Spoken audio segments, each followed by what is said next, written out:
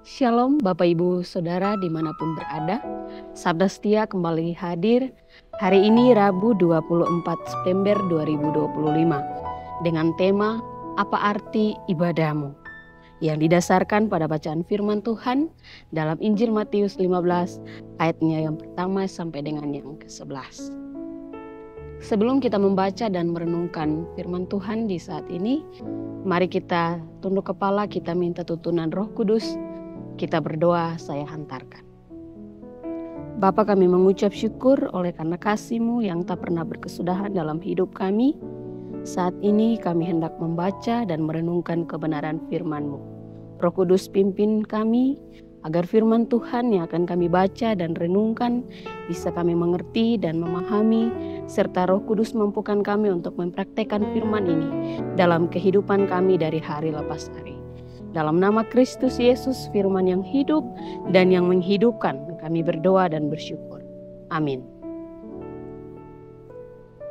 Ayat nas yang menjadi perenungan kita saat ini terambil dalam Injil Matius 15 ayatnya yang ke-8. Bangsa ini memuliakan aku dengan bibirnya, padahal hatinya jauh daripadaku.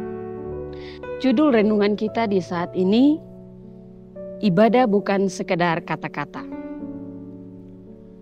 Ada seorang yang aktif dalam komunitas doa secara daring. Ia rajin membagikan ayat dan renungan singkat lewat status WhatsApp dan Instagram.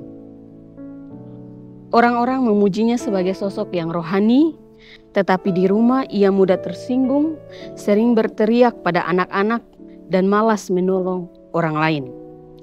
Apakah ibadah yang dijalaninya benar-benar mengubah hatinya? Yesus menegur orang Farisi yang hanya memuliakan Allah dengan bibir, tetapi hatinya jauh. Hal ini tentu menjadi cerminan bagi kita. Kita bisa tampak religius di layar, namun kosong di dalam. Kita bisa hafal ayat dan ikut semua ibadah secara virtual, tetapi tidak hidup dalam kasih, kejujuran, dan pengampunan. Sobat setia, ibadah bukan sekedar ucapan atau tampilan luar.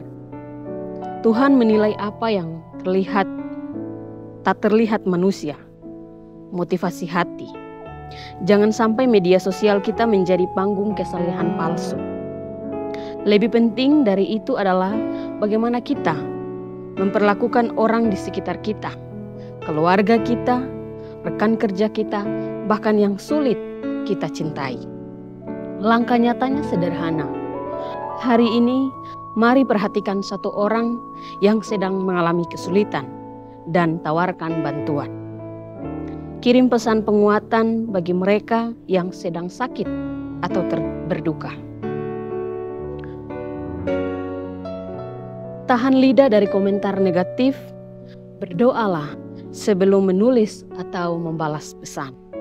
Tuhan kiranya menolong dan memberkati kita sekalian. Amin.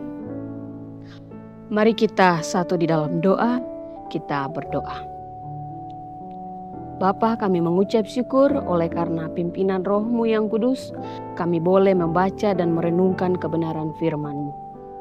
Berkati kami semua dalam aktivitas, tugas, dan tanggung jawab kami. Di akhir doa ini Tuhan, kami akan mengakhiri dan menyempurnakannya dengan doa yang sempurna, yaitu doa Bapa kami. Bapa kami yang di sorga, dikuduskanlah nama-Mu. Datanglah kerajaan-Mu, jadilah kehendak-Mu di bumi seperti di sorga. Berikanlah kami pada hari ini makanan kami yang secukupnya, dan ampunilah kami akan kesalahan kami, seperti kami juga tahu mengampuni orang bersalah kepada kami. Dan jangan membawa kami ke dalam pencobaan, tetapi lepaskanlah kami daripada yang jahat. Karena Engkau lah yang punya kerjaan dan kuasa dan kemuliaan sampai selama-lamanya. Amin.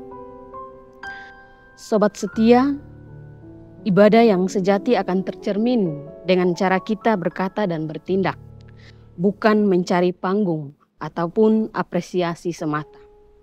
Biarlah pujian dan firman yang kita dengar membentuk hati kita menjadi lebih sabar, mudah mengampuni, dan tetap setia untuk melayani.